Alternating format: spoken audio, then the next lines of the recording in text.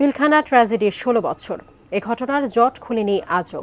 সঠিক তদন্তের মাধ্যমে বিডিআর হত্যাকাণ্ডে জড়িতদের চিহ্নিত করার পাশাপাশি তাদের শাস্তির দাবিতে আন্দোলন করছে ভুক্তভোগী পরিবারগুলো। তাদের আন্দোলনের সমর্থন দিয়ে আসছে জুলাই বিপ্লবের কাণ্ডারি বৈষম্য বিরোধী ছাত্র আন্দোলন। আবুল কালাম আজাদের রিপোর্ট। ২০০৯ সালের ২৫ ফেব্রুয়ারি ঢাকার পিলখানার ভিতর চলে হত্যাযজ্ঞ।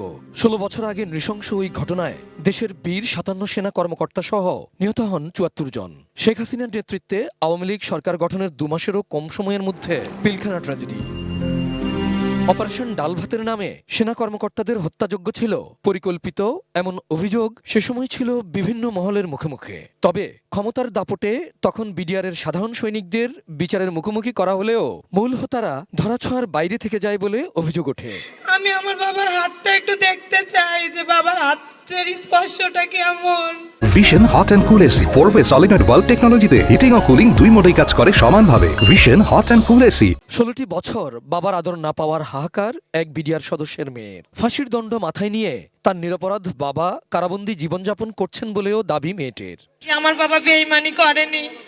বিচার নিয়ে প্রহসনের অভিযোগ তুলে বিনা বিচারে বাহিনীর অনেক সদস্যই কারাবন্দী বলে জানায় ভুক্তভোগী পরিবারগুলো। পিলখানা হত্যাকাণ্ডের ঘটনায় চাকুরিচ্যুতদের পুনর্বহাল, সঠিক তদন্তের মাধ্যমে বিচার সহ ৮ দফা দাবিতে আন্দোলন করে আসছেন তারা।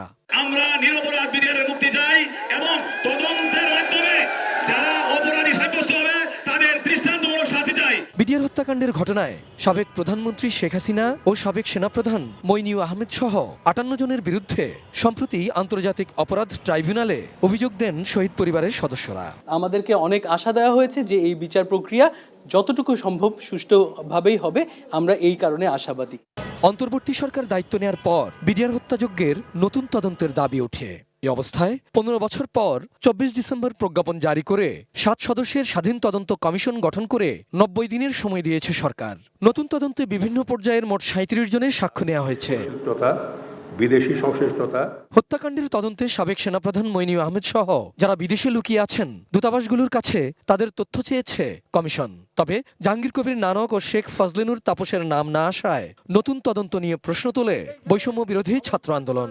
বিডিআর সদস্যদের দাবি দেওয়ার প্রতি সমর্থন দিয়ে আসছিলেন তারা। উপদেষ্টাদের পরিষ্কার করতে হবে তাদের উপরে বাইরের কোনো চাপ আছে কিনা, যার কারণে তারা সিদ্ধান্ত নিতে পারছে না।